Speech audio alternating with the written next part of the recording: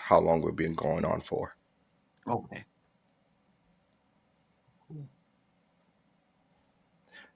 Ron, you need that count up in that Know the Ledge show. That was a 5-hour show. I noticed The that. marathon. There is Know the Ledge. It's crazy.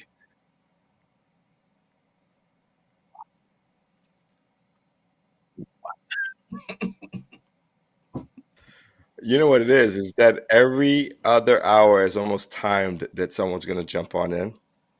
Right. And then when they jump on in, you're bringing them right into the conversation, and it just makes the conversation long.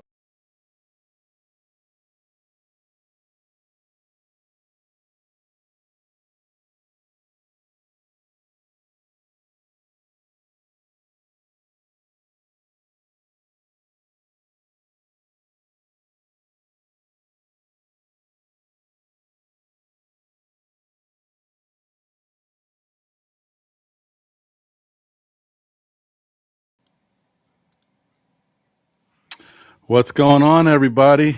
We are back. Our New York Knicks are trying to find their way. I don't know where they're at right now. I'm a little lost, but I'm still feeling really good about them. Want to thank you guys for tuning in, for continuing to support, subscribe to the show. Make sure you smash that like button. Appreciate everybody who's been joining the SKF Army. And I hope you've been enjoying the new members only content we've been doing. And expect something else coming later tonight. I know. We work it right now. We got a show for everybody, and I'm still going to give you some members only content. Stay tuned. But anyway, guys, our New York Knicks are in a moment of indecisiveness. We don't know who we are. They don't know who they are. Coach don't know what he's dealing with. Like, nobody knows anything anymore. It's time that we start to figure it out. It's time that we start to find our identity. We're past the 25 game mark. It's time to let's get it going, man. We cannot wait for Mitchell Robinson. We don't know when he's going to be available. Whatever issues this Knicks team has, they got to start fixing now. The defensive woes have to stop now. The offense has to keep clicking. We need consistency. You already saw what we did with the Hawks. You already saw what happened with Orlando, but we need to continue to push it and keep going and believe in ourselves. You know, not only as the fans, but the players got to start believing in themselves, because they seem like they're a little hesitant with what's going on out there. But anyway, there's a lot to talk about, guys. We got a really special show for you. We got the Queen Steph in the building tonight. It should be really fun. I'm excited. John's excited. Jose's excited. But you know what? Let's not wait any longer. Let's go.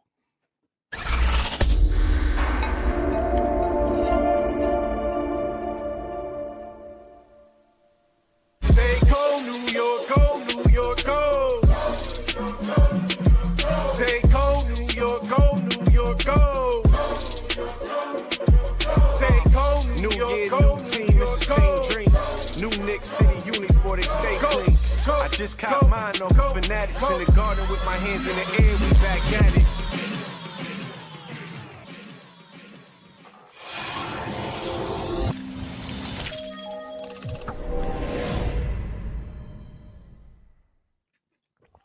Let's go. We back, baby. Pew, pew, pew, pew, pew, pew, pew, pew, pew, pew. What do you mean? Anyway. We ain't got those set up yet, man. Come on. We ain't got it, baby. You know what I mean? But it's all right. We here. Shout out to everybody. Thank you guys for tuning in. You are witnessing another great SKF Weekly. This one is a long time coming, y'all. We got myself, my brother John, my brother Jose on the ones and twos in the background holding us down. And we got Queen Steph in the building. Let's go. Pew, pew, pew, pew, pew, pew. The Queen LATF command. All right. I don't know. That's all I got. What's going on, guys? How's everything doing? How you doing, John?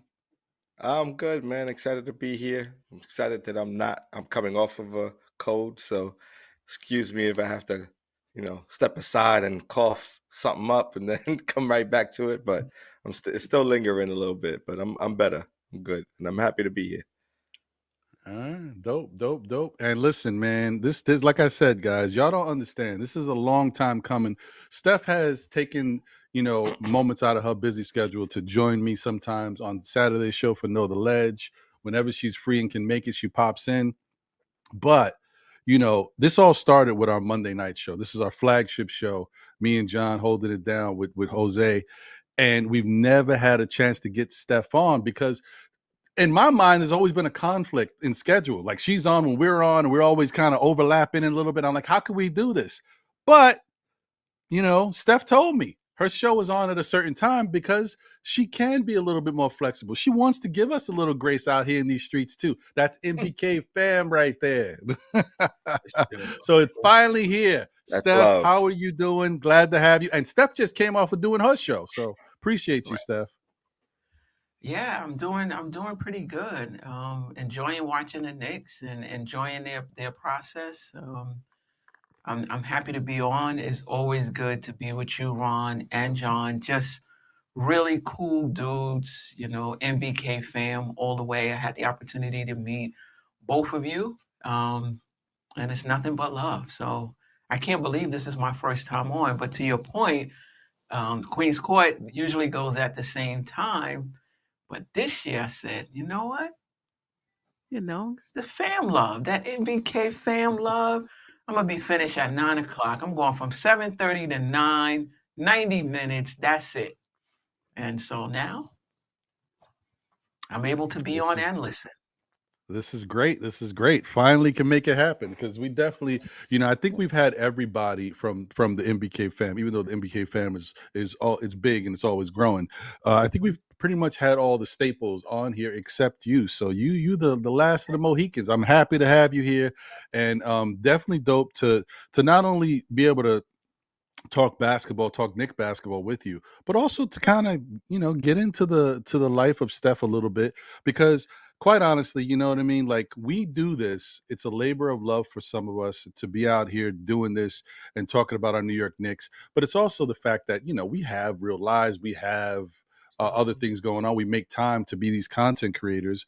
But, there's stories, how we got here. Where did the love affair with the Knicks come from? Like, what started it all? And, this is a great place to share it. So, starting with the first question that we love to start with, where did it all start for you, Steph? How did your love of New York Knicks basketball start? When you were young, where did it all come from? I think it started with just my love of basketball. I was just flipping the channels of the TV, and I think I was 14, and I came across an NBA game, and I was like, wow. You would think I'm living under a rock. I'm like, wow. So I was watching the game. I was a 76er fan first because I was a Dr. J fan. And then probably it could have been that season or the next season. It's hard for me to remember. I became a Knicks fan at a time when, we talk about Truck Robinson, we talking about Pat Cummings, talking about the Knicks just weren't good. Bernard King was hurt. I don't even think I've seen Bernard King play with the Knicks. So this was like maybe the 83, 84 season, something like that. And I was a big Georgetown fan as well. So I was watching the Knicks. I was a big Georgetown fan, but it was cemented when we drafted Patrick Ewing, because that was my guy in college. And I remember watching the draft. And when we got, the lottery, when we got that number 1 pick, the entire building shook. Like, you could feel the building shaking. People were so excited and clapping and stomping. And it's been a love affair ever since. Pat Riley, I know that's a taboo name right now. Jeff Van Gundy. Those were my guys, man. Those were my guys. So, yeah, that's where it started. It started in the early 80s, but it really started when we drafted Patrick Ewing. Those are Wow. good times. Yeah. Those are definitely. Yeah. It kind of shaped my childhood. That's what got me to start loving the Knicks and just seeing what they're about. And I wish I was old enough to understand what I was watching. But I was a little kid. I was like, oh, basketball, yay! I didn't know what I was.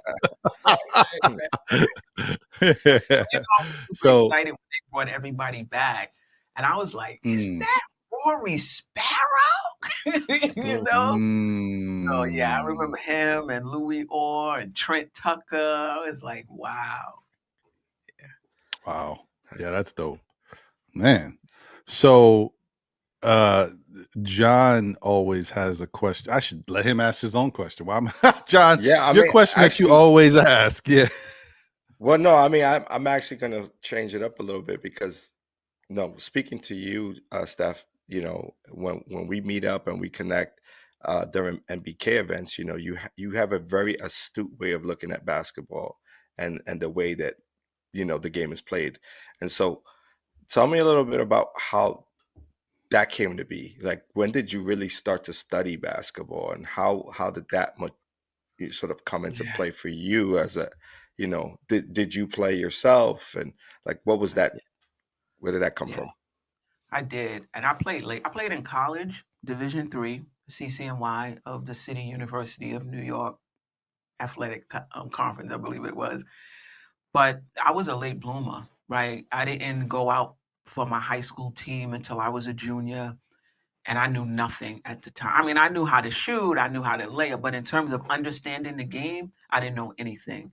And I learned a lot my junior year in college, in high school, my senior year in high school, and then I was recruited because I was tall. I didn't know how to play. And then when I went to college, I sat my first 2 years, freshman year, sophomore year. I didn't play at all, barely. And then I sat out a year because it took me 5 years to finish college and nursing school. So my last 2 years, I was like really ready to play. Like I really understood the game. My skills was up. Shout out to Larry Fuller, who passed away a few years ago. He was a coach out in Coney Island, and he used to hold open gym at Starrett City.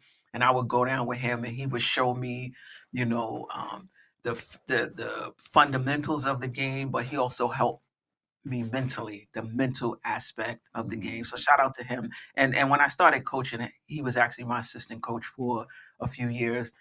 Um, and I played with some girls who really knew how to play. The 2 years that I sat, and then the 2 years that I played, I was a big part of that team. And so I've been. I know what it's like to sit on the bench. I know what it's like to sit out a year and watch. I know what it's like to be one of the best players on the team, whereas if you don't show up, the team's chances of winning is less. I know what it means Mm, to play in championship games because I was a part of 4 conference championships as a player. We won all 4. 2 of them I was on the mm, bench, but 2 of them I was a big part of. So I know what it's like to prepare for a championship game. And it's Division 3, but I do think even though the competition is different, certain things are the same, in terms of prep and being ready. So I've had that experience of playing in championship games. And then as soon as I graduated, I became assistant coach for my alma mater. So I know what it's like to be an assistant coach. And when the assistant coach left, I became head coach, and I was head coach for 9 seasons. So wow. yeah, I was head coach for 9 seasons. I was young though; I was in my 20s. And so even though I can't like get down X's and O's wise like these coaches in the NBA because we weren't playing on that level, I do have insights about what it's like to bench coach, what it's like to try to get your team to execute. Like that type of knowledge I have, and I think that's probably why I give Tom Thibodeau so much grace. Right? Is Right. because Hmm. I know what it's like to um, prepare, bench coach, and make mistakes too. And I also know what it's like to have more factors go into your decision than those who are watching know about it. Because I can't tell Mm, you how many times after a game my friends would be like, "Well, what made you make that decision? What made you do that instead of doing this?" And sometimes it's feel. Sometimes is your players and you know that this player can't do this or we've been struggling, so I ain't gonna even try to do that. And so when I explain it, they be like, all right, I get the decision. And then the understanding that you can make the right decision given, the factors you're dealing with, you're aware of, and it doesn't work out, and you can make a wrong decision, like, you know what, let's just do this, and it works out. You know what I mean? Mm. So just because the outcome is good or bad doesn't mean the decision, was good or bad. So my years coaching, again, not the X's and O's stuff, because this NBA X's and O's stuff is way above my league, quite honestly. Mhm. But the bench coaching, leading a team, how a team's develop through the course of a season, what it's like to prepare for a championship game. Like, I have that experience, and I kind of bring that to my takes as well. Yeah. And Yeah, and it definitely it's something shows. you could see. Yeah. Yeah. Yeah. Shout out to Coach Sire in the chat. He says, we hear it in your analysis. Respect. Yeah, that's a fact. Salute to you, Coach. So yeah, I mean, that's interesting. And I knew this already, but it's nice to kind of hear a little bit, because I didn't know you did it for 9 years. This is pretty dope. So it's good to kind of have a chance to kind of pick your brain and really get to understand who you are and how you got here. The other thing I always wanted to know is, being that you've seen the Knicks in different iterations, and you were excited about what you got to see in the 80s and early 90s, do you have a favorite Knick, I don't know, era? I don't want to say team. It could be an era, like a favorite time that you remember, like, that was your favorite time being a Knick fan. Yeah, it was the Pat Riley, Van Gundy years. I was a big Magic Johnson is one. I only have 4 favorite players, and Magic Johnson is one. I watched the Lakers all the time. I was a big fan of Pat Riley as well. When he came to the Knicks, I was super excited, and I was coaching at the time. I would watch pregame, I would watch the game, I would watch postgame. I want to hear what Pat Riley has to say. And I think, and in all honesty, I think that's a big reason why I'm a fan of Tom Thibodeau, because he comes from that era. And there's a lot of ways they approach the game that I also approach the game as well. But that Pat Riley era, that Van Gundy era, that I loved it. I loved it because it was about defense. It was about heart. It was and it was ugly basketball. Oh my God.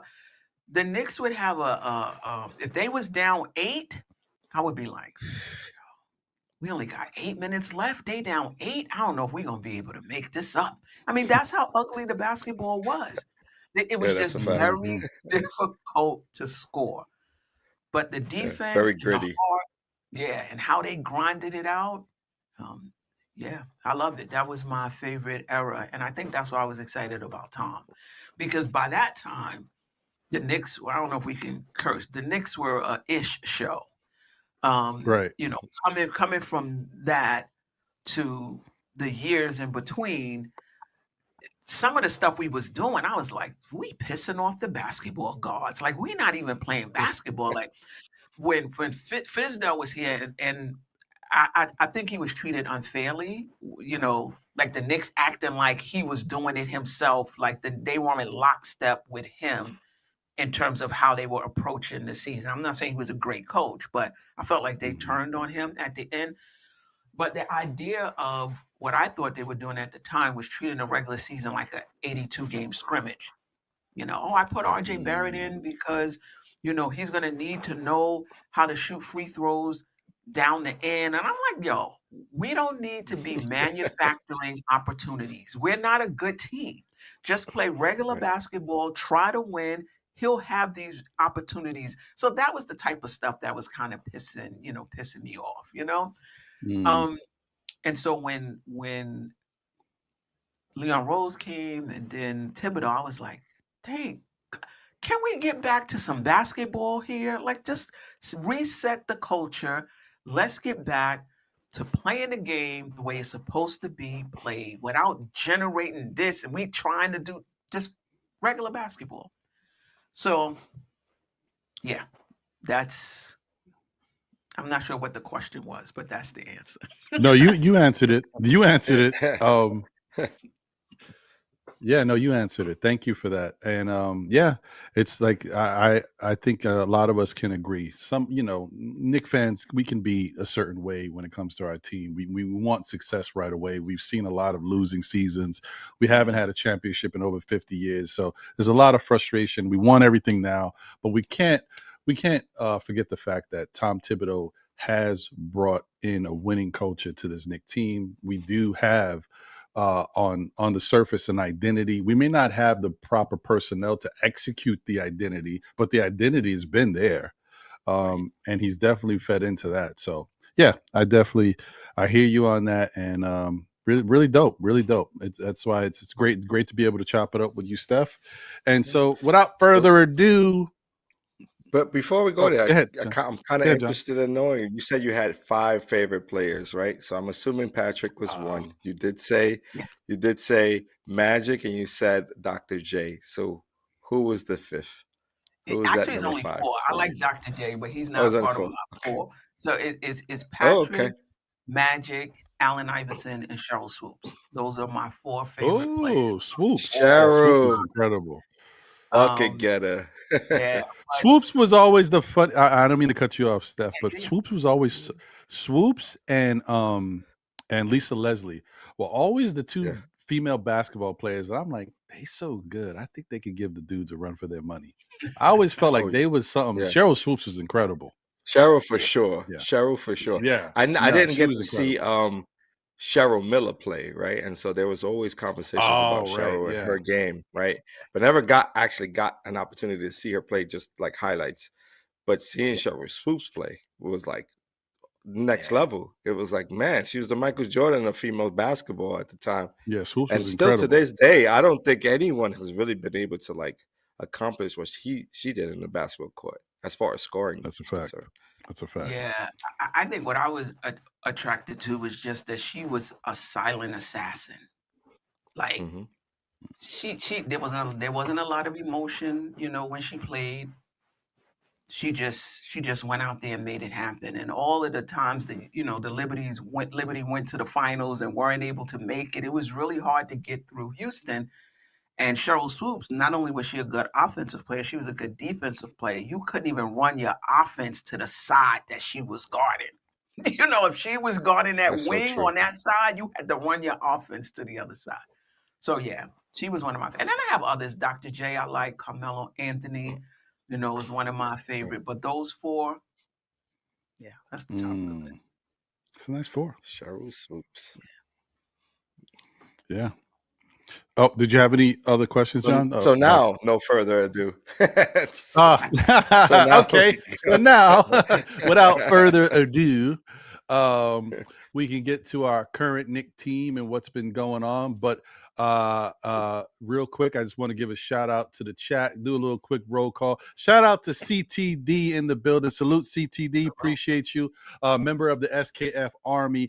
And I want to give CTD another special shout out because CTD has been blessing his fellow chat members with memberships, and I hope you guys take advantage of these memberships that he's been blessing you guys with. I hope you enjoy it and continue to be a part of the membership crew and a part of the SKF Army. But shout out to CTD, really dope. Shout out to my guy Walter Blackman in the building. Appreciate you. Our guy Andios NYK, baby. What's going on, Andios? Good to see you. Please support Andios on his Instagram. Show him some love. The 713 gamer in the building. Fliggity is here. Salute to you.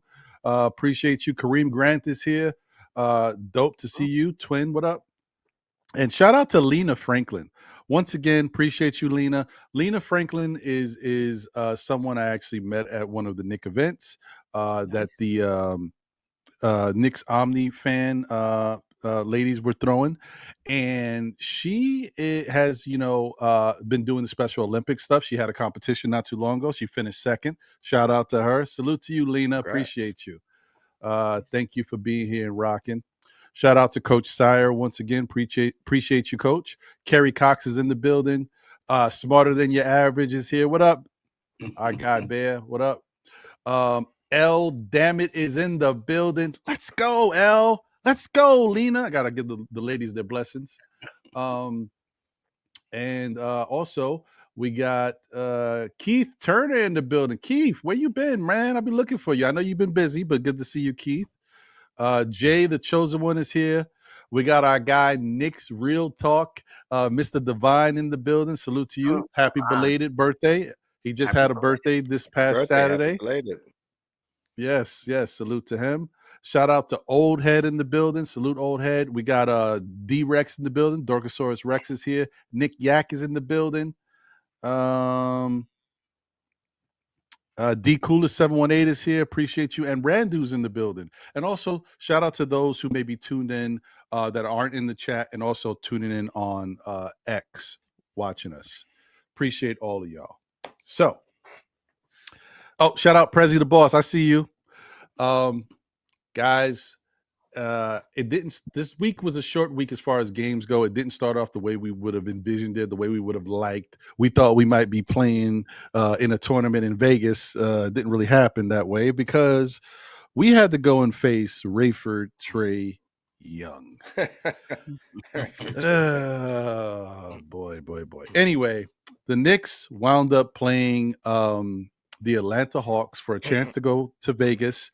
And unfortunately, it did not turn out the way we would have liked. The Atlanta Hawks wound up beating us 108-100.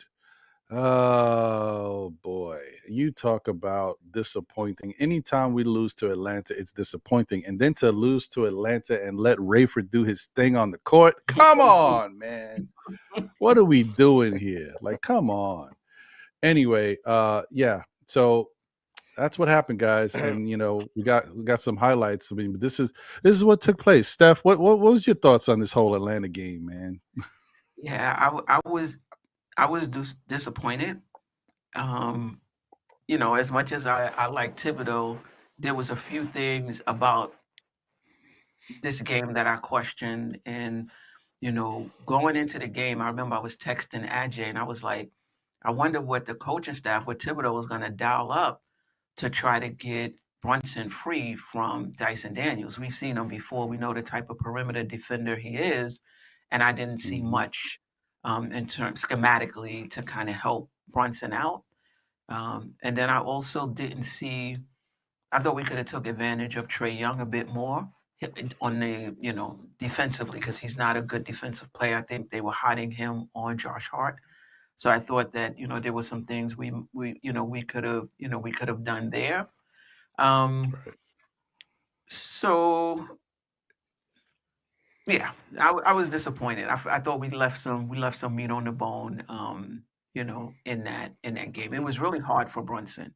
And I saw him playing against Dame. It was hard for Dame too. It's just some things you have to do to just make it easier for him. And then I wonder if that would have been the difference in the game. Yeah, no, I hear you. That you would have loved to see them do some different things to free up Brunson. I think the Knicks, and that is what points to Tom Thibodeau, because I feel like the one thing I get on Tom Thibodeau about game in and game out. I mean, I don't get on him about it, but I always see it, and I just wish he doesn't. Like, he's got very talented basketball players on his team. And I feel like he relies on that talent too much. Just because they're really good and they can do certain things doesn't mean you don't have to help them out. Like, helping them out just makes it even better. All you're doing is getting them going, giving them an opportunity to get their some type of rhythm, and then they can go from there. So I always wonder why Tom Thibodeau doesn't do more to get these guys nice, good, open looks, easy baskets. We rely too much on the three-point shot. We are a good team. We shoot 40% from three, but still, there's always going to be a game where you're struggling to shoot. And then if you're struggling to shoot and playing a team that's playing good defense on your perimeter, guys, it's a bad recipe. And so I always get a little upset with that. And so much that I want to get over to John. I was so upset about this game that I did my first ever members only content video, and I was dragging. I was like, hey everybody, welcome to the members only content. I was like, I was in a bad mood, man. I was like, geez. Yeah, but anyway, that game pissed me off. John, what was your thoughts on it? So that's what our subscribers are getting, bro. Come on. Yeah, no, that they're gonna get me, the turned up me from now on. You're gonna have to. You're gonna have to take a minute. You know what I mean, for yourself. Go to Dunkin' Yeah, Donuts, take a I was in walk. my feelings, bro. I was in my feelings. That's crazy. No, I mean it's pretty much the same thing that you both have said already. It's really about like Coach Tibbs making in-game adjustments, right? It has been, the moments where we're in tough games against a strong athletic team like the Hawks, like Houston, like any other of those teams that are young. They have young, talented players who can get up and down the floor. He struggles with making adjustments. We lack the size in this game, in certain areas, not in all areas, but in certain areas we lack size and athletic ability, and they took full advantage of that. I think more importantly, we weren't able to again attack their weakness, which is of course Trae Young being on the court and having a mismatch. Especially if we put him down in the post, he wouldn't be able to handle any one of our guards or forwards for that matter. So yeah, 100% on the money. It's really about in-game adjustments and us not even being able to play. I would say us playing poor defense off the pick and roll is something we also struggle heavily with, specifically with a guard of Trae Young and the way he can play the pick and roll. It's very hard for Cat and our and just on our switching. It's very hard for us to stay in front of guys. You know what I mean? We're always either overplaying it or underplaying it, and so the options are too many for a team like the Hawks. Because they do a good job of passing off of the double team as well. So and when they're knocking down 3-point shots or open shots, it makes it even more difficult. So this was one of those games where, we went down and we couldn't, we struggled to be in the game, throughout. Timely hoops came down to timely hoops. And then in the fourth quarter, you pull away when you're not, playing well defensively. So that to me was the biggest, setback for us. I felt like it was a setback because we were sort of riding was it a 3-game win streak that we were riding into that game? I think we had won 3 in a row. I could be wrong, but I think it may have been like 3 in a row, and we were going into there excited about, hey, we get an opportunity to show out against the Atlantic Hawks. Oh no, actually, we had just beat Toronto, but we lost to Detroit the game prior. Oh, so we lost. Okay, so take that back. So either way, I felt like going into that game, we had a good opportunity to show out, and it sucks to lose a game like that because, we want to play for something. We've been dying to play for something, and this would have been sort of an early sign of us progressing and being a team to be reckoned with. Even though I still think we are, I just don't know if we're the top 2 teams in the East right now. Right. Yeah. Very true. Shout out to Darlene Bryant in the chat. Let's go, Darlene. Appreciate you. Glad to see you here. Also, I see Annie K is in the building. Let's go, Annie. Appreciate you. Thank you guys for tuning in and showing love to the show as always. Nick P is in the building. What up, Nick P? Good to see you. So we go from that game into a game that we're facing a team that's always technically given the Knicks problem because of matchup and size in the past, but the Knicks are built a little differently. We got a little bit more size on the team. And then we go into facing Orlando knowing that Orlando doesn't have Paolo Banchero still, and they don't have, their second dynamic scorer in Franz Wagner, right? And so I just want to say, and this is no knock on him. We know what he did in this game. We'll talk about it. He's incredible offensively, and he's fantastic under Tibbs. He is a fantastic rebounder.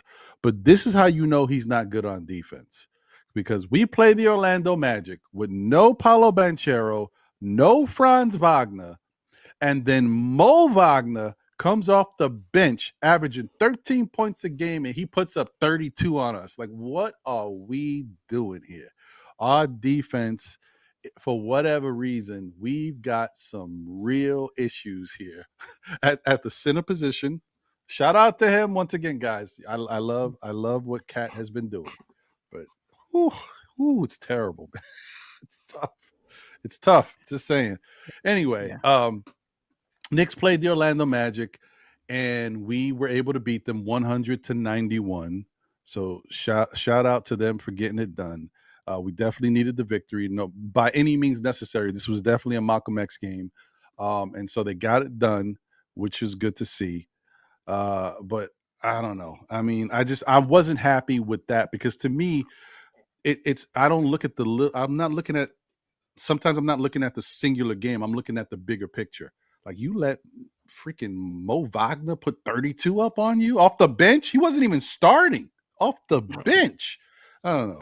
Anyway, Steph, what you think about the Orlando game? Listen, we blew them out the last time. You knew they were going to come with a lot of energy, despite the fact that they were down 2. Right? They're NBA players. They have a lot of pride. So I knew they were going to come ready to play. They're not going to just lay down. They were very physical with the Knicks, particularly in the first half. I thought the officials could have did a better job regulating that, but they let them play. And I thought the Knicks in the third quarter, fourth quarter kind of matched their, and maybe even in the second quarter began to match their physicality.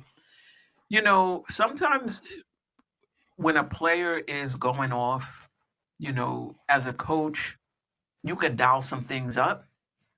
But sometimes you just look at the bigger picture. Like, all right, I mean, he's scoring, but, we still up 8. Like, this is not going to beat us. You know what I mean?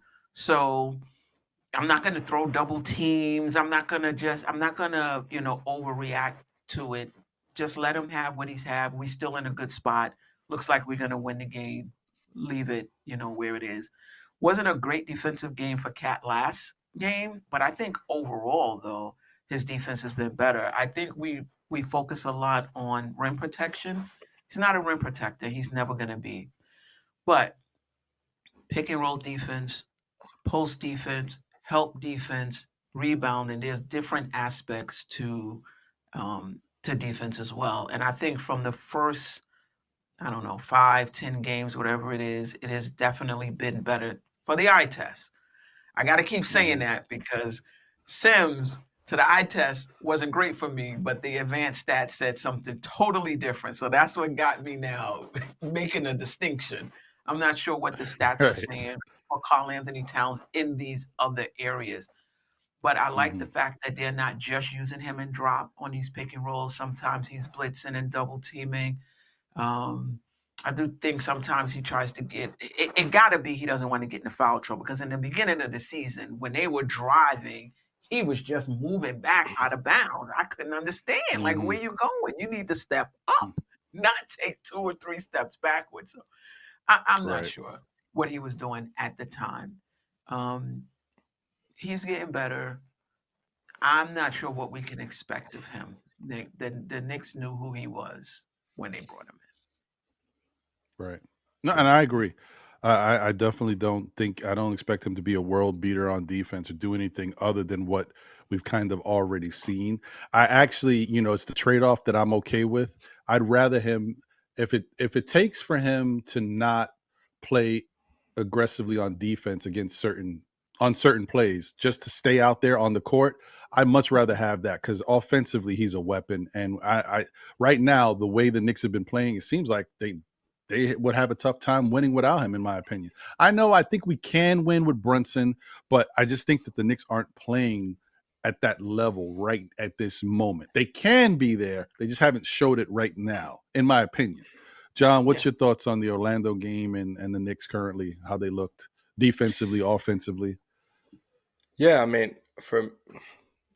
don't know. I didn't really have any sort of expectations outside of winning the game against Orlando, seeing that they were sort of without 2 of their main scorers. Did I believe that the Orlando Magics will give us a challenge? Yeah, I think they're a formidable team. They've shown it so far this year. They're like 14-8 before they played us. So they had a winning record without Banchero. So, they have a good team there. They're young. And they're also learning, right? And so, and again, I'm not really speaking to sort of the matchup because the Magic don't necessarily play one-on-one basketball, right? Like that's not what this team is predicated on right now. Without Banchero, they share the ball. So when Banchero comes in, they're more of a one-on-one sort of isolate that player one-on-one.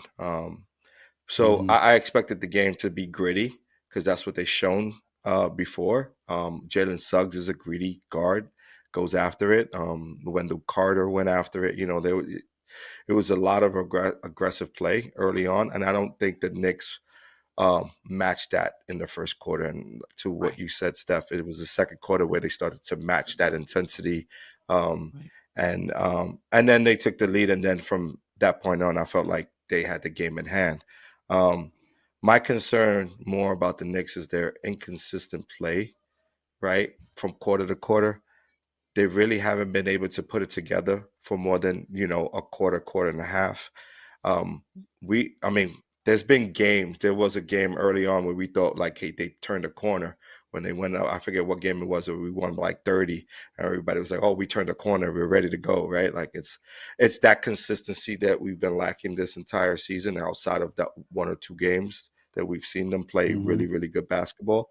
But it's not about chemistry either because I think they share the ball.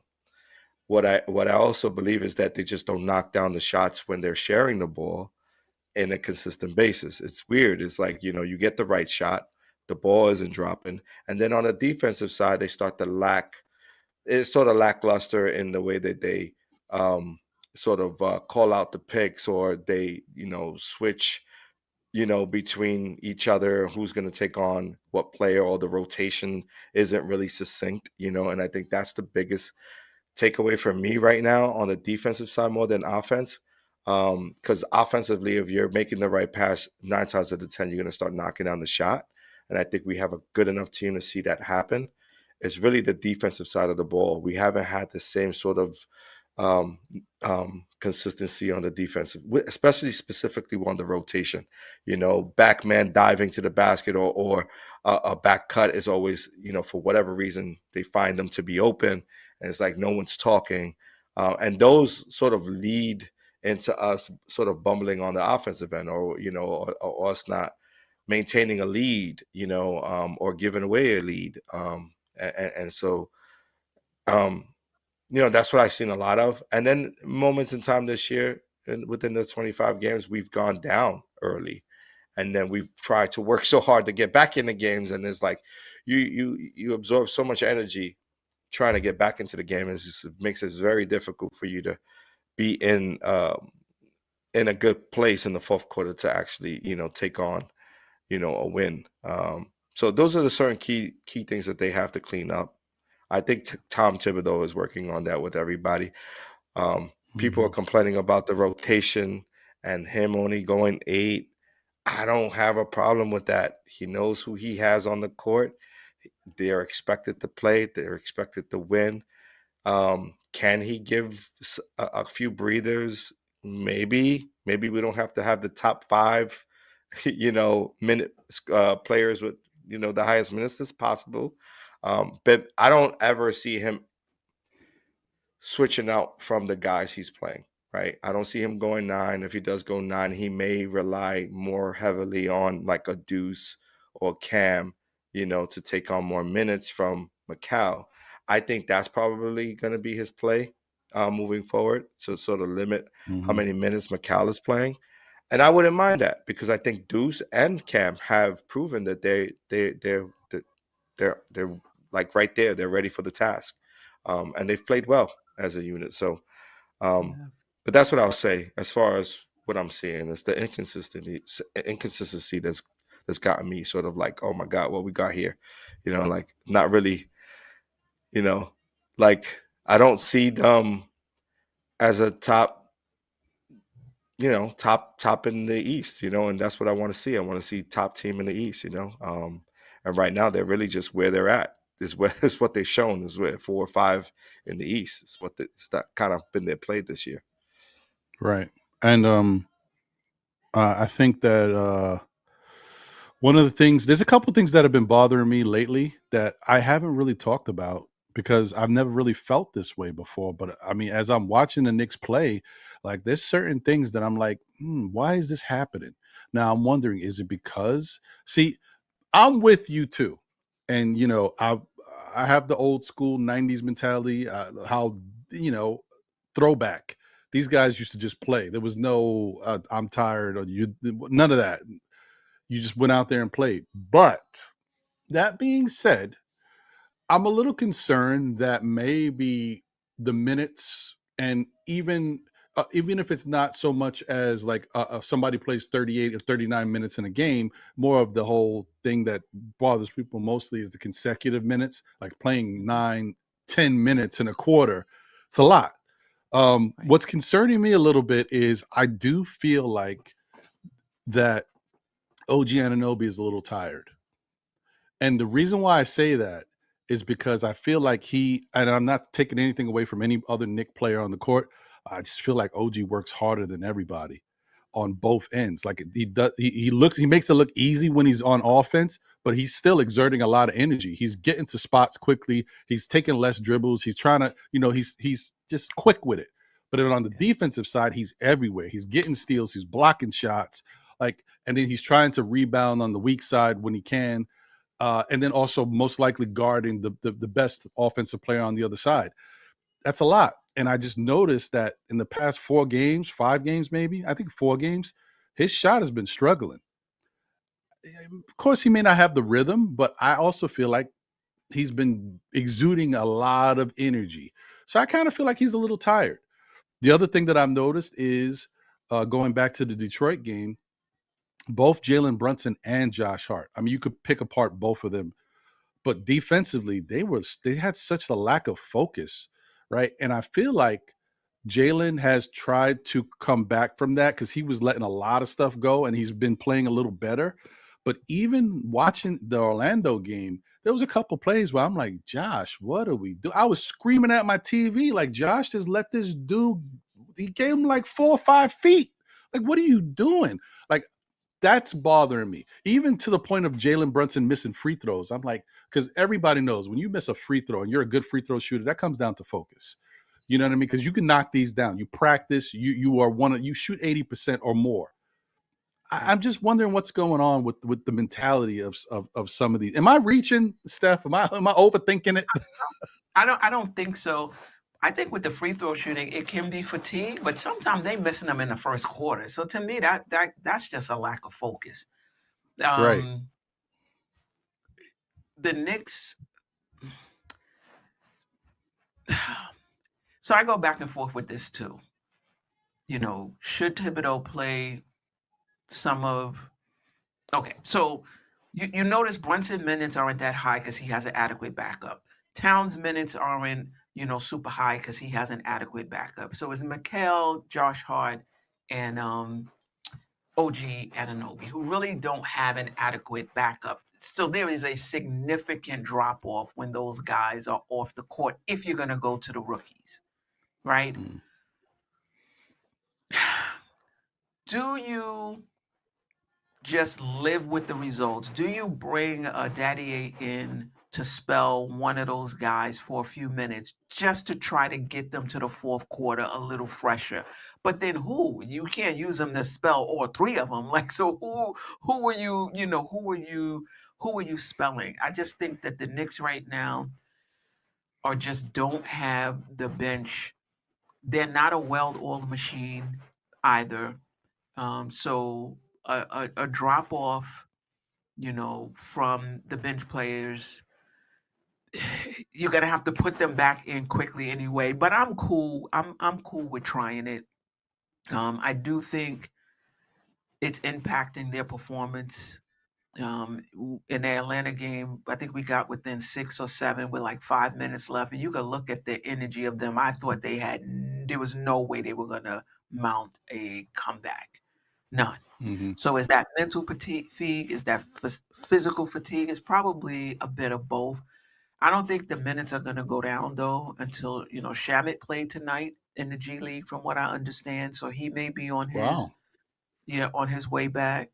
Um, you know, what are they going to do? I know they can't sign TJ Warren right now because of money concerns and not wanting to go with the second apron. But as time goes on, I think it would be a prorated salary. So they may be able to bring him on later on in the season. Are they going to execute any trades? I'm not sure what we have, to trade. I'm not sure if they did want to trade Mitchell Robinson. I'm not sure what his value would be. So until that time, I think Tom Thibodeau feels comfortable going 8 and feeling like even though those guys, remember the back in the day for those old enough to remember the video games with the energy bar.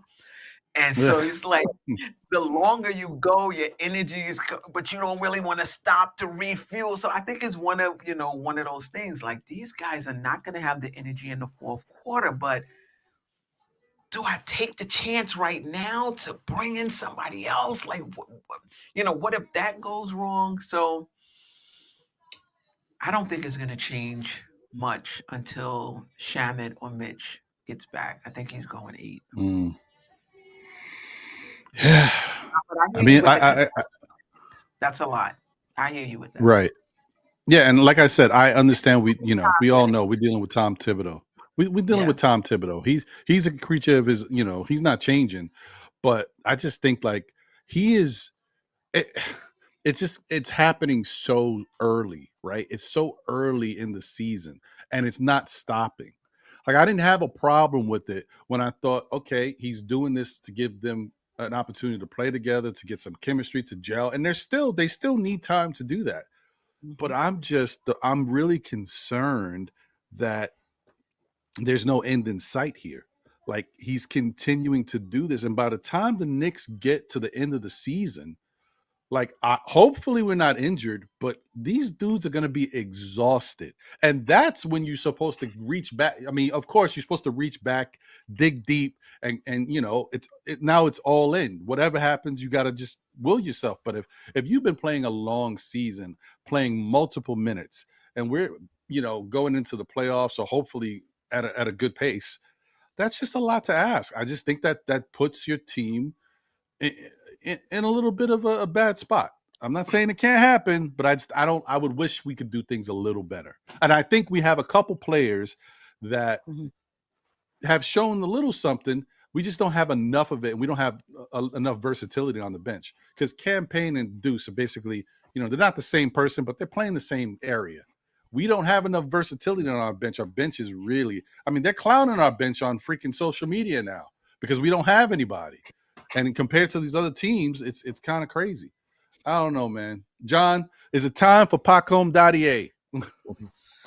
I mean, the key really comes down to trust, right? I mean, everyone knows that Tibbs doesn't go outside of his trust, right? And so if he doesn't see a reason to bring in a Dadier, he isn't going to play him. I mean, I'm not really sure how much time they get to see each other in practice. But I mean, that pretty much will tell us whether he believes in the kid's game or not. I mean, early on he got some minutes, right? When Sims was out, and it's almost by default, right? He needed to play some guys. But now we're sort of in the middle part of the season, right? Right before the break. February, we have trade deadline. So you're like, it's coming up on us fast. By the time we know it, we're everyone's talking trade talk. So it's just a matter of, right now when you look at the standings, we're in third place, right? We beat Orlando, we're in third, right? And so with that said, how do you say that it's a concern? It can be to those who believe that this will cause injury, and I think that's the biggest thing that comes out of this is like, the heavy minutes are going to cause injury. I myself don't believe in that. I don't personally believe that, minutes are going to cause injuries. I think there are ways in which players can recuperate. And as I said it before and other shows, Ron, that, players didn't see in the past. Now players themselves are not built like players of the past either. So, I just think that I just think that injuries are going to play a part in the game any way you see it. Franz Wagner has an injury. He's out for a month. It's not because he played 40 minutes a game or 30. I mean, he's probably playing like 33 minutes a game or 32 minutes a game. So he's not even getting the wear and tear, but he's gotten an injury, right? And so the argument and the science isn't there. You get what I'm saying? So for those who say that there's truth to that, that's far beyond truth, right? Because there's no science that speaks of it. Can Thibodeau do something better to alleviate players being gassed in the fourth quarter is the key, That's right? Can he give minutes to other players? I mean, me definitely, I'll be playing Cam more minutes and Deuce more minutes and trying to spell other guys and sort of mixing and matching. So I'll take Macau, sit him for 5 more minutes than I would normally, and play, Deuce and Cam with Hart at the 3 and Precious at the 4. Like switch it up a little bit, right? Right. Those are ways in which I would prefer Tibbs to do it, versus trying to go deeper in the bench. Because to be honest, if I don't trust the guys on the bench, specifically on the defensive side, I'm not going to want them to be in the game, especially in crucial moments of the game. So there's an argument to be said both ways. I wouldn't mind Dottier playing. I personally think the kid got the skills to play. I think he's got the length. He's got some athleticism, and we've seen him shoot it well from the perimeter. So to me, he has all the intangibles. I'm not there during practice. I'm not there, so I couldn't judge. I can't judge what I don't see, and that's where I'm at with it. I mean, if I can add something, Yeah, I'm with go you. ahead. I'm more concerned about them being fresh in the fourth quarter than I am about an overuse injury. Recovery matters. This is not in the 90s where they were playing 40 minutes a game and then practicing for 2 hours the next day. These are guys that's playing 36, 37, 38 minutes, and then the next day they're not playing again until the next game. They're doing walkthroughs. You know what I mean? And so I think they have their recovery dialed in terms of what they want. So you're playing 38 minutes, three nights a week, and you're not practicing. And hopefully you have your nutrition dialed in, you have your sleep dialed in, and your recovery. To me, the most important thing is not even how much minutes they're playing, is what is their recovery like. That's important. But yeah, I'm more concerned about the consecutive minutes and just being gassed in the fourth quarter than I am about minutes accumulating over the course of a season. Right. No, I mean, listen, that's a fair point. And I'm not even on the side of, I think that a lot of fans are really shell shocked because of how crazy last year was, to feel so good about the team and to just get hit with the whammy, injury after injury after injury. Now that's all we can think about. But knock on wood, fortunately, but it's gonna happen. It's gonna happen, but you just happen. don't. I would say the only time I would think that, honestly, I would say that this has become a problem is if what happened last year happens again. If OG goes down, Brunson goes down, Hart goes down, and like all these guys go down at the same, like similar time, and they're out for a while, then I'm like, oh, well, that's not good. That's a problem. You know what I mean? Because guys are going to get hurt, but generally in the NBA season, guys go down here. There might be 2 that go down at the same time, but they go down at different moments. But we had a moment where we had like 5 guys hurt at the same time, which we don't know how it happened. Same thing happened to look at Memphis. Right. They were depleted last year, right? Like probably every starter and their 6th and 7th man were out injured. Like you can't call it, and it's not based on minutes. So everybody on chat who believes in minutes, the science is not there. So all the stats and all of that you talk about, it's not true. Like you gotta quit while you're ahead, man. It's not true. That's just what it is. It's the game. The game has always been played the same way. It hasn't changed in years. I think what you're seeing more now is that teams are going deeper in their bench because they got the talent. and coaching, the coaching that they have, believe in the players that they have in order to play them. I'm not saying that coach is right. What I'm saying is that it's just the brand of basketball that we play here in New York. You know what I mean? So Right. you can blame it on Tibbs all you want. It could be, him and stuck in his old ways, or it may be something he's seeing that we're not seeing. We can't call it. So Right. And to, just to reiterate, so everybody out there knows, once again, my feeling, I do have an issue with the minutes, but my feeling is not about health. I said it before, this Knicks team is turned into a jump shooting team. And I feel like to be a jump shooting team, you got to have healthy, fresh legs. Not all the, I mean, you're going to get tired, but your legs got to be pretty good. And if these guys are gassed and like, that's got to affect your shot. You're going to be hitting the front rim and stuff like that. That shows tired legs. I just think that what we've noticed, and this is where I point to, playing too many minutes. The Knicks are they have issues defensively. Maybe they don't have all the proper personnel, but there's definitely a level of inconsistency there. But then something that we're actually good at, when we execute, we're, sometimes, top 2, top 3 in the league at how good we are offensively. But yet we can't do it consistently. To me, that points to, maybe playing the advanced amount of minutes and the consecutive minutes is affecting our ability to be as efficient as we could be had we got little spurts of rest here and there. So I'm more concerned about how we actually execute because we're playing too much, not about the injury stuff. So just wanted to put that out there for those who may not know where I feel about it. That's what I'm concerned about. That's fair. So my question. Oh, go ahead, Steph. The only thing I would add is defensive chemistry is a thing also. Minnesota was number 1 in defense. They traded Cat. They're back to 4, but at one point they were 12th early in the season. That wasn't because they lost a defensive juggernaut.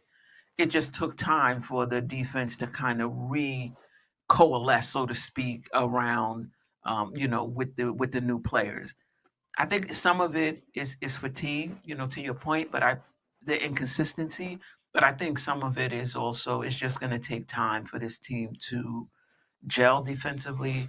Particularly, you got Cat and Brunson. That's not easy. That's not easy. Right. And Mikal was having a hard time to start the season. It seems to be coming around now, both offensively and defensively. But I do agree with you. That's where I'm thinking. Is there any way you can buy minutes? Just buy minutes for those guys. They can get to that fourth quarter and be a bit more fresh. Right. I wanted to ask you guys a question, but before I ask you, I just wanted to say one quick thing to everybody out there in Nickland. Can we please try to focus on what is an actual issue in reference to this team? Could we stop living in the past and live in the now?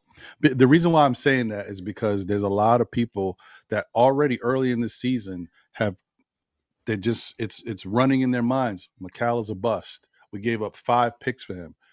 Mikal has played much better in the last 6 games. Like, he's definitely turned it around offensively, and he's been a lot more effective defensively. I don't know his defensive numbers, but you can see it on the court. You can tell that there's a shift in how he's playing defense.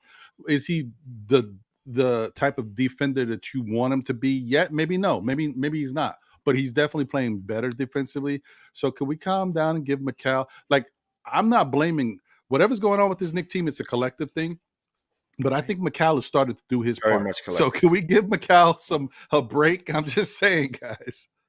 But so my question. Go ahead, John.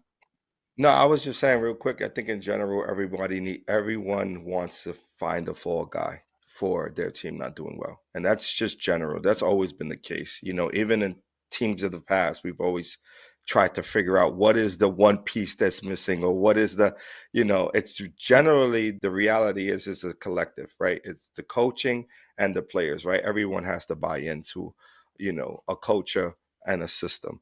And once you buy into that culture and that system, that's when you start becoming, perennial, playoff team. You know what I mean? That team that's going to constantly be in the mix. But again, it's neither here nor there because we're right now in third place in the East. Are we making the playoffs for a third, fourth consecutive year? Absolutely. If we stay healthy, 100%, we'll be in the playoffs again. So, And with 6 games Yeah. over 500, I didn't even think I thought the Knicks would struggle more over the first 20 games or so. Quite honestly, we haven't hit our ceiling neither offensively or defensively. And if you can win while you're learning, win while you're making mistakes, win while you're not where you need to be, I think that's a plus for the Knicks. 6 games over 500, and we're not even close to who we're going to be, in my opinion, in March. that's so true. Yeah. That's a very good Yeah. point. And I think I know it's easy for me to say this, but I'm just looking. Sometimes I'm a big picture guy, and I'm just saying that we gotta stop trying to quantify or qualify someone's worth by what it took to get that person here, right? We were able, and shout out to the other content creators who have kind of referenced this stuff too. We were able to get Karl Anthony Towns for Dante DiVincenzo, Julius Randle. Not that Julius Randle's an all-star. Dante played incredibly with the Knicks last year. But when you look at their value, what they've been given to Minnesota compared to what Cat has been giving us, obviously Minnesota thinks like we got over. Like, you know what I mean? And had this been a couple years ago, you would have had to give up so much more to bring Cat here. We got Cat at a good time. We took advantage and we're getting rewarded for it. But of course, the defensive side, there's a trade-off there. But in the end, I think it's going to work out. But I think we just got to stop looking at things from these weird glasses. We gave up 5 first-round picks for Mikal Bridges. Okay, everybody in their right mind knew that the Brooklyn Nets were going to force the Knicks to overpay for Mikal to bring him here. And we did. We got him here, and now he's here. And we still looking at it like, we do this with every player we got. We did it with Jalen Brunson when he got here. Oh, who's this Jalen Brunson? We gave him 106 million. He's not worth that. Now you're like, oh, we got him on a bargain. He's leaving money on the table for us. Look how good he is. It's the same thing with Josh Hart. We traded Cam Reddish and traded a first-round pick to get Josh Hart. Everybody was flipping. They were going crazy. Josh Hart has definitely outplayed what we gave up for him. What is Cam Reddish doing now? Where is Cam Reddish? I don't even know. No, I know where he is, but I'm just joking. Now, but you get my point. Also, Don't forget also the add how we were the going OG crazy trade. with RJ Barrett and Quickly. Right, because Precious had no game, right? Precious was not a viable option, Right. Offensive game, no defense, like he was a nobody. Plus, not to mention what we did in the draft, right? How many players did we draft this year? 3 or 4? Was it 4? 4. McCullough too. Was it McCullough. 4? So 4. Needless to say, we got 4 in the draft pick, but we gave away 5. Like, what did we give away, really? Right? 1? Right. Maybe? Right. Like, and you can't constitute where they're picked, right? Like, the picks themselves doesn't really matter. It's the player themselves. It's who you bring here is what counts. Yeah, but and shout out to East Blue Drew. I hear you. He says, Ron, this team is supposed to beat Boston. Contender expectations are supposed to be high. Absolutely. Yes, but with regards to everything, nothing happens overnight. I use the example right now currently of the Phoenix Suns. Let me see what they're at right now, just real quick. But look, Ron, we could easily say, look at Boston 3 years ago. Right. It's simple as saying that. Boston was not Boston that we see last year, 3 years ago or 4 years ago, because it needed time to gel. And the same thing when you look at the Cavs. The Cavs are gelling now because they have consistency and they have the same players that they had for the last 2-3 years. And that's what 100%. It's about team That's building. 100% facts. That's what John fair. is saying, guys. Yeah. And even like when I was saying with Phoenix looked like, people were clowning them because their big 3 last year and could they stay healthy, and then it looked bad when they were healthy, and they could never be all together on the same court. This year, to start off the season, they were all together and they were running through the league. Of course, they're hurt again, but you can already see that they they've got a chemistry together. When they're together, it yields good results, but you got to give it time. And I think the same thing's going to happen with the Knicks. By the time I'm throwing something out there, by the time we get to the 50 game mark, this Knicks team is going to be a well-oiled machine, and they're going to be playing some really good basketball, in my opinion. Mark my words. Put it down. Ron said it. By the 50 game mark, the Knicks are going to be playing really good basketball. There's a fair point. We're comparing a 25 game Knicks to a 3-year Cavs team or a 3-year Boston team. Right. And that's what it's no comparison. I mean. Listen, right. And I've been saying it. I hate to say it, but I've been saying it because I realize it. Them Cleveland Cavaliers is a good team. You can't knock them. Everything the Knicks have been doing offensively, John, I couldn't even believe when I first saw it a couple weeks ago. Everything the Knicks have been doing offensively with these great numbers, we were still behind the Cavs. It's like, how are they shooting as good as we're shooting? Like, I'm like, this is crazy. But that's what's going on. So we got to respect them. I feel like the Cavs, I said this on Saturday, I think the Cavs are playing really good right now. Really good basketball. I feel like Boston is just a really good team. I think they're just better than everybody else. Right. And we're trying to get our guys to that level of play. And I think we might be able to get there, but it's going to take some time. So, last thing I wanted to say about this before I ask this question is the Mikal Bridges thing. Once again, guys, it's only been 6 games from the month of December, but Mikal Bridges is shooting, and we know how bad he's been shooting and tinkering with his shot and everything. But in 6 games, he's shooting 42% from 3, and he's shooting 56% from the field. That's an improvement. That's a really good improvement, guys. That's great. So give this guy a shot, man. Let's work with him. It's the narrative. And it's the narrative that people can't get away from. It's the tinkering with his shot. I think that tinkering is over. Let's just call it what it is. He ain't tinkering no more. He got his shot where he needs it to be. And he's shooting lights out right now. And he's playing the way we expected him to play to start the season. And all of that is just, it's rhetoric. It's rhetoric for Twitter. It's rhetoric just to to find something to talk about. Like, that's the type of fanfare we have. And we, it's unfortunate because, the team themselves need the fans to be on their side. And, everyone wants to find a scapegoat for us not winning every game of the season. Now, I'll say it to myself. Like I said, I expect to win more than we did last year. I expect us to be in the finals. For me, it's exactly what Brunson said to start the season. It's finals or bust. So I'm going with that. If that's what he stated, then I'm going with that. And I'm riding with the captain. You know what I mean? So it is what it is. Yeah. And just because we got players that are familiar with other players on our team, it's not the same with being here and playing with them night in and night out. It's still that you haven't developed that chemistry. It does take time, and we know that in any sport. So, whatever. Okay, my question to you guys, one of my big questions before we get out of here, is we know what we've seen so far from this Knicks team. They are 16-10, 6 games over 500. So it's not like they're horrible. They're right on pace. They actually are playing better at this point this year than we were last year. Right. But what is it that the Knicks can do to win games consistently? Is there anything you guys think that we can do better, that they can change, that they can focus on right now with the current personnel that would help us play better and be a little more consistent? What do you think, Steph?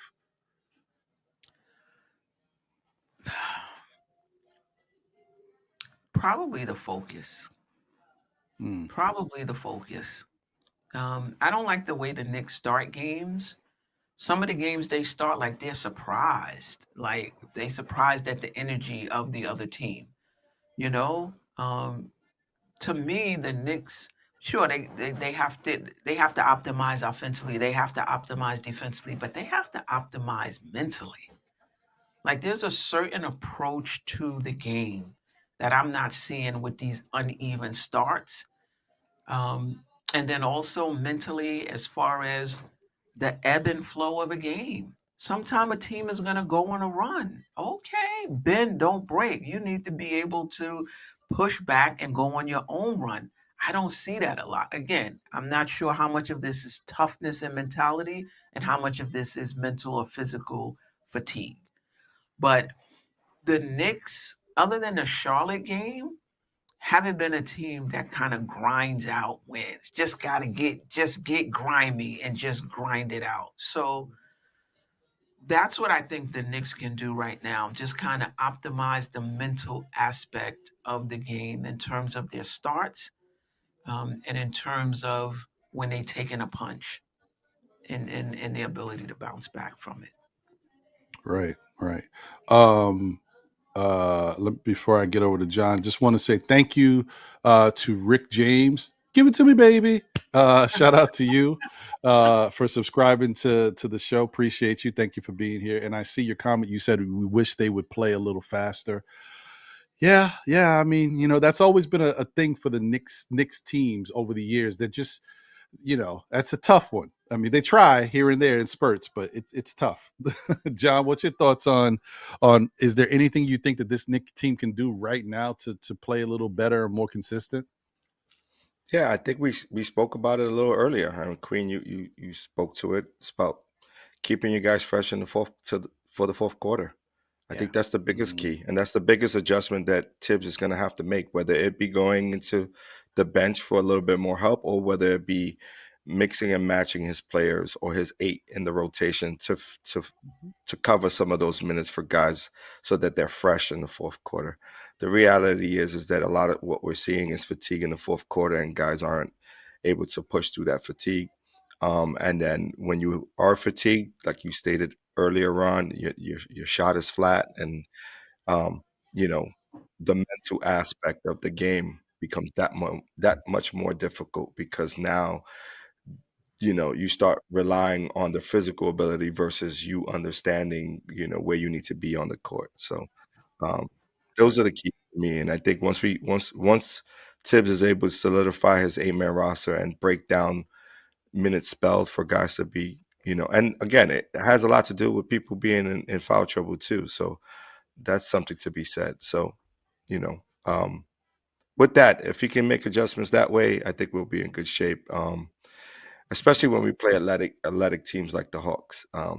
Those are difficult matchups. The Pacers, the Hawks, teams like that. Yeah, for sure.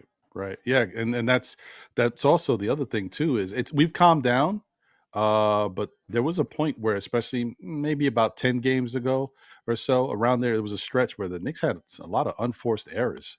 I mean, we've still had moments where we're high in turnovers. It's like it's weird, because we were really, really solid at doing good things with the basketball and not turning it over too much.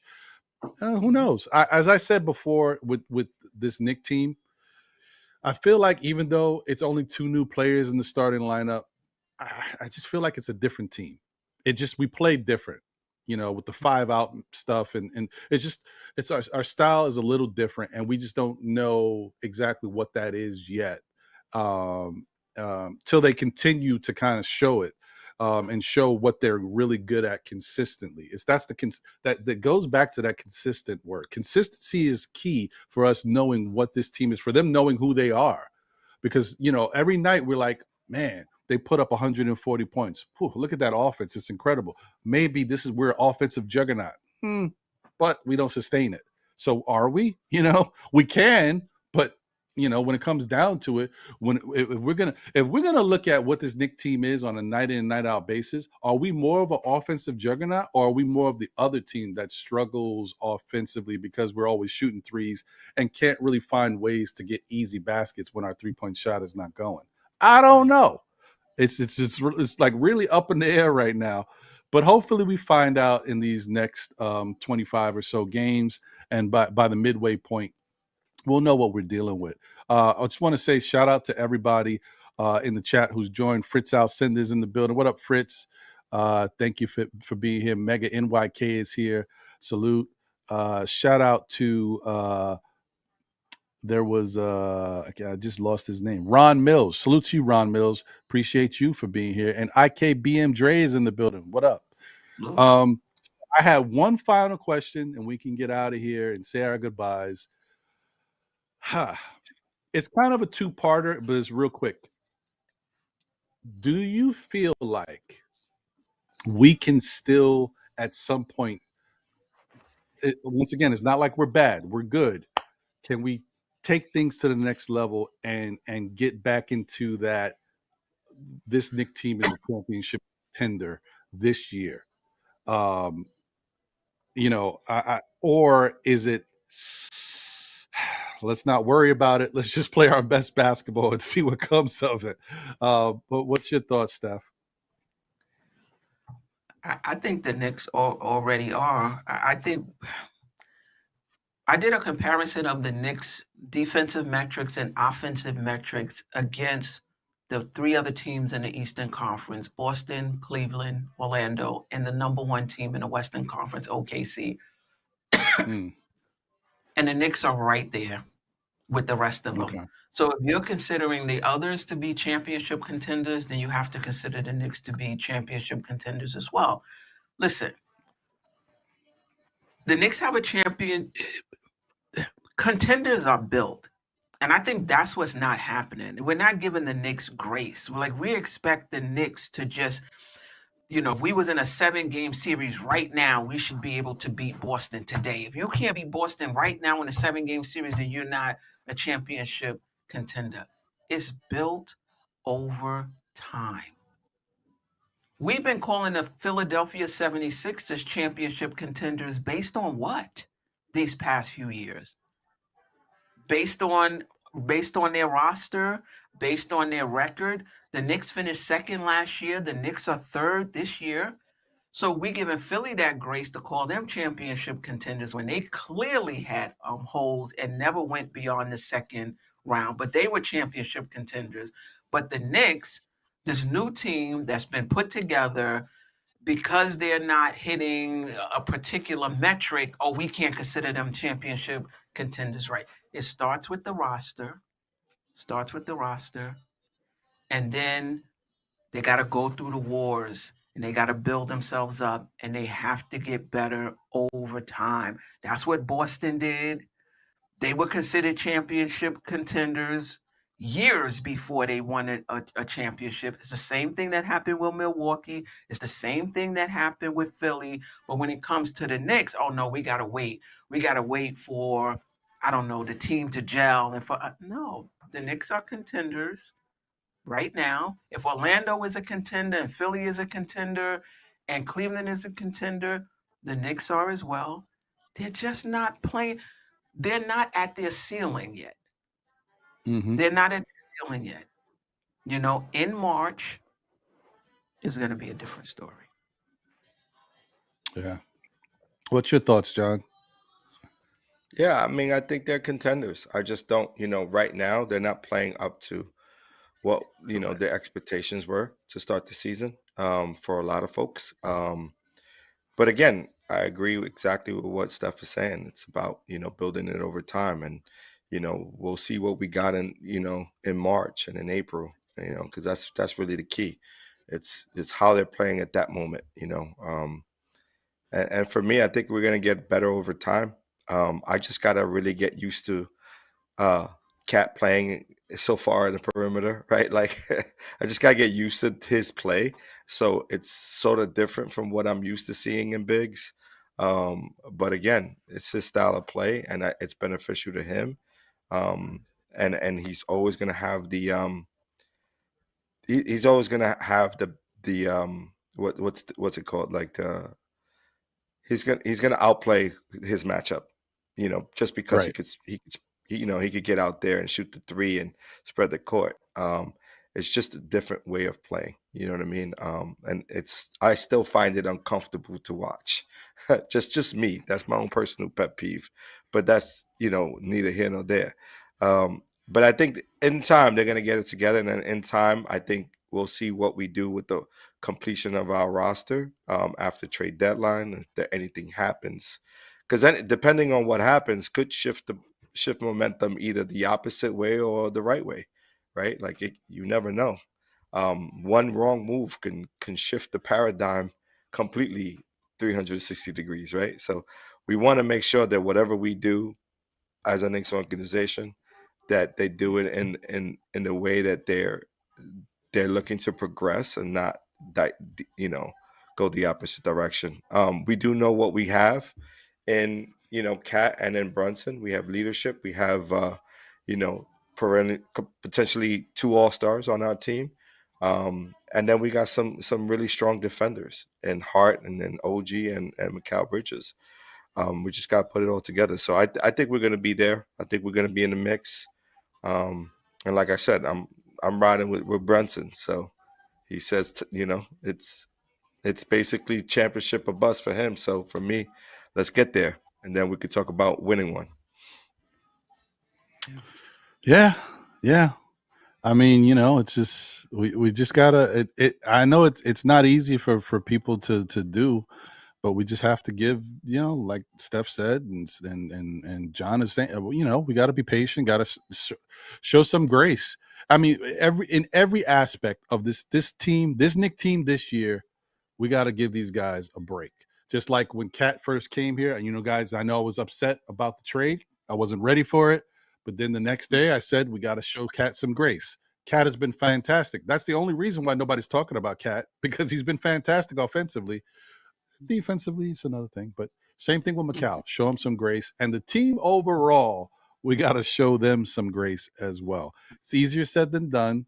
But, time is going to reveal itself, just like every year when we question Leon Rose and his moves. And by the end of the year, we're like, man, Leon Rose is a genius. Like, we just got to give it all some time and go from there. Shout out to Keyshawn in the building. Appreciate you, Keyshawn. Hope you're doing well. Good to see you as always. Also, Coach Bell or Coach Beal. I don't know how you say it because I know it's Bele, but shout out to you. Thank you for being here and rocking with us. And we got a super chat from our friend of the show, Mr. Parrish Duggar. Shout out to you, Parrish. Thank you for the generous super chat. He says, play bigger, stronger, and 10 deep, and we dominate on the boards and defense. 5 out. Is useless when just exchanging hoops. We have superior one-on-one talents. Okay. All right. I see where you're going with it, Parrish. And I know Parrish has been talking about the Knicks playing bigger rather than going smaller. I think at one point Parrish even suggested that the Knicks play I think it was Cat, Precious, and Sims at the same time. Right. I mean, who knows? I don't know. It's different. I mean, it definitely something I would say I would try if you're still looking to find something off the bench and you're not getting anything. Maybe at least what you're lacking offensively from most of the bench players, you can maybe circumvent that by trying some lockdown defense and just gathering all rebounds that happen. I don't know. Maybe. I mean, the Knicks have a lot of time to tinker with different lineups and see what works for them. Tom Thibodeau is definitely going to mess around when he feels the need to. He just hasn't really felt the need to experiment too much right now. I think he's trying to find his own level of consistency with these guys as well. Shout out to Nick Yak in the building. Shout out to JT Riddick. Appreciate you guys. Yeah, man. But I think that's it, guys. I think that's our show. Before we get out of here, just want to, once again, thank the Queen, Steph, for being here and rocking with us. This has been great. It's a pleasure. I could talk. I mean, I know I'm not the only one. I mean, I feel like we could talk to Steph for hours about the Knicks. Great show. Yeah. Shout out to Steph. Final word, Steph. Whatever you got going on. When will we be able to see you next? Tomorrow night on the Just Nick and Nick Weekly Show. The Knicks play Thursday, so we're gonna go tomorrow night. I do a game recap, but I've been pretty inconsistent because I have a lot going on. I'm trying to do it during lunchtime. So Friday, I might Friday 12 o'clock. If you subscribe to the channel, you'll get the notification if I do decide to go on. And then of course Monday 7:30 p.m. MBK Queens Court. Nice, dope. John, final words, my brother. As always, it was a pleasure to be on with both of you. And thanks to the chat for tuning in and, consistently being available to us and, showing us love. You know what I mean? Everyone has a difference of opinion and it's all good. That's why we have opinions and we're able to share them. So it's all great.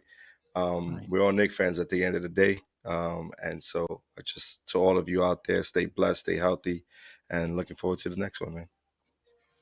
There you go. Couldn't have said it better myself. And I just want to say that 9 p.m.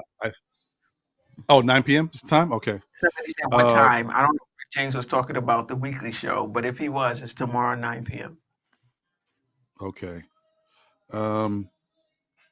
I just want to say that I want to thank everybody who's tuned in. Appreciate you guys as always. Please smash that like button if you haven't already done so, and show your support and love for the show. Thank you to any new subscribers we may have picked up on tonight's show. Shout out to Rick James once again. Give it to me, baby. Appreciate you. And I want to say, stay tuned for all content that we got going on.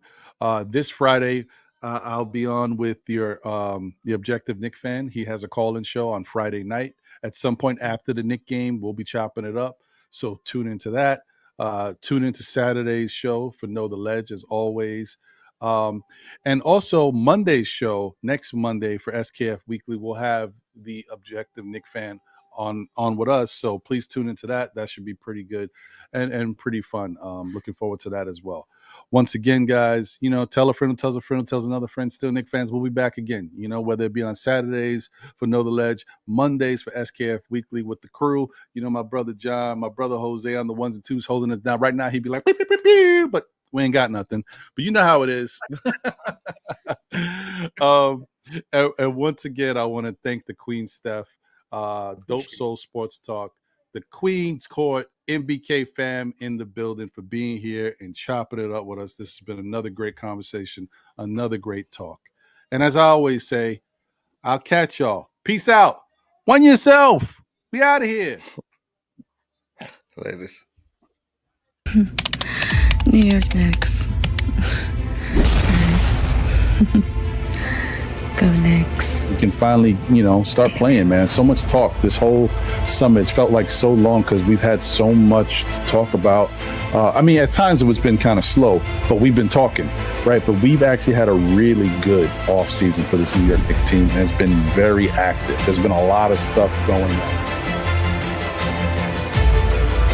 Yeah, Knicks family, we in the building. I am the Objective fan from the Objective Knicks fan channel. And I want to give a big salute to Ron and John from Still Knicks fans. What's going on, guys? Hey, Knicks family, I'm Stephanie, a.k.a. Queen. Dope Soul Sports Talk. We are still Knicks. What's going on, everybody? It's your girl, Lady and the Chef from Two Knicks Chicks Podcast. Still a Knicks fan. What's good, party people in the place to be? It's your main man.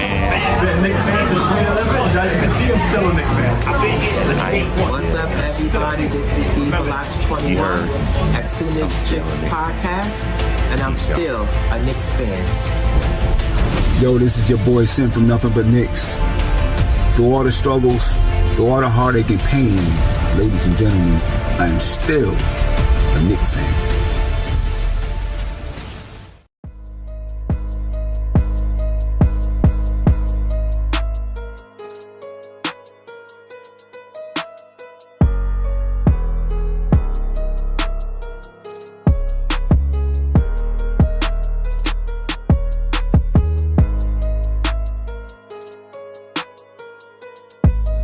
Peace, y'all. This is Apollo Reed from the Garden Knicks crew. And I don't know about y'all, but I'm still a Knicks fan.